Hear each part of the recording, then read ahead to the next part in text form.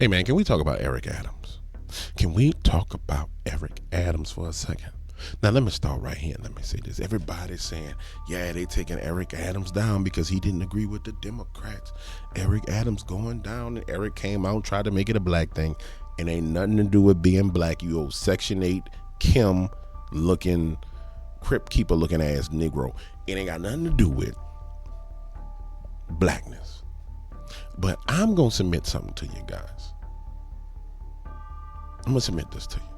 You see, Eric didn't have no problem with the immigrants. If you think about it and you go back, Eric didn't have no problem with that. Remember? Eric didn't have no problem with New York being a sanctuary city. Eric didn't have no problem with none of that stuff. Something else is going on behind the scenes as to why they indicted Eric. Yeah, because Eric was cool with them people coming up there. Remember? He was like, when they first came, he was like, yeah, we'll take as many of them as you can send us. And think about it like this. Let's just put ourselves behind the scenes. Ring, the phone rings. This is Eric Adams, mayor of New York. Hey, Eric, we heard you on the news saying you had a problem with these immigrants. Well, yeah, I do have a problem with them. It's quite few of them. We need a little bit more federal dollars to help us with them. Now, pause. That's what everybody's saying. The issue is that Eric came out and said that he needed more money for the immigrants, right? And that's why they put him in prison, or they're trying to put him in prison. But I'm just saying, let's just critically think for a second. Now we're going to put ourselves in the shoes of the Democratic demon system. And we're on the phone with Eric. Eric, are you listening to me? Yes. We don't have any more money for you. You will deal with what you have to deal with now. And Eric says, well, listen, man, I understand what you're saying, but we need some more money to deal with this, or else I'm going to start talking against you. Stop, pause. Now we got all the money in the world. Eric is the mayor of the most significant city in the world, New York City. So if we the evil people, we want him to shut up, we're just going to get more money. We're going to pay him out. We're going to put money in his pockets. We're going to compromise him more and more and more and more so we can keep control. So it can't be about the migrants, why he's being charged. This can't be it. It don't make no damn sense. Now watch this. Watch this phone conversation. Ring, ring. Yes, this is Mayor Eric Adams. How are you today? Eric. Yes, Satan. Today, I want you to know the end of our plan. We are going to detonate a bomb in New York City. We will be destroying part of the city. Your city will be the beginning of the end of America. Yes, we are preparing for COG, continuation of government. Yes, there will be a mass death event, and it will start in New York. And we want you to know that, Eric, we're depending on you through this crisis.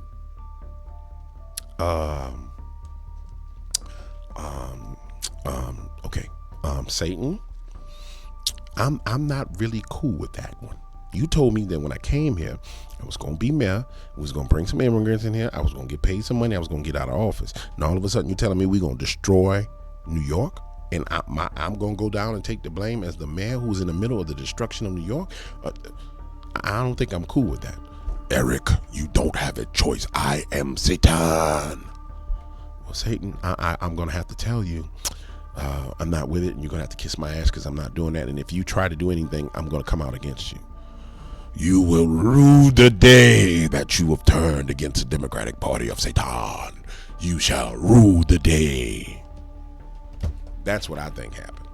I think that there was supposed to be something major happen in New York City, and they need somebody, and Eric knows what it is, but they worried that Eric gonna snitch. So they said, now we got to get rid of this Negro. Yeah. He got a little bit of moral somewhere up in there somewhere. So quite naturally, everybody's like, he's got indicted on corruption.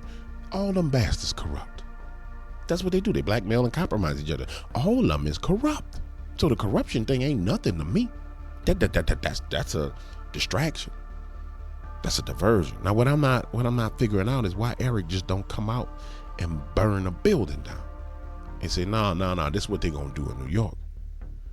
Because the rest of this don't make no sense. It can't be because Eric came out and said he's got a problem with the migrants, the illegals. That can't be it. It don't make no damn sense. He didn't have no problem in the beginning. Now, the only other option it could be, man, and I find it hard to believe that this would be it, is that there's a faction within the FBI and the DOJ that's actually good guys. And this faction has decided they're going to go after Eric Adams. And this faction has got a carve-out budget where they're not under the authority and they can't be touched by the head of the DOJ. And that just don't make no damn sense. Because if that was the case, the DOJ wouldn't have been going after Trump. They wouldn't have been going after damn Alex Jones. They wouldn't have to be going after this person, that person. People saying the white hats are in control. No, I don't think that's what it is. I don't think that's what it is. And I can understand how people can think that because they're simple-minded. I don't think that's what it is. In this case, I don't think that's what it is. I think this is the kingdom of darkness fighting the kingdom of darkness. And they say, you ain't with us. And he's saying, I'm not getting on board with what comes next. And they say, well, you're going to prison, boy. And so now he's coming out. He wants to play the race card, which it would have worked for him had he not destroyed New York. Had he not moved migrants into black communities, Latino communities, he probably would have had a little bit of support. But no, you destroyed everything. Working with Satan. It's now there's no support for you. And Satan knew that when he lined you up. He just lined you up and bust your head. Pow. You ain't got no support. So off to prison with you. You deserve it. You're a fake Section 8 Kim. Go to prison. Go to prison. For those of you who don't know who Kim is, look up the song Love Calls Your Name. He looks like a Section 8 version of him. When love calls your name, babe.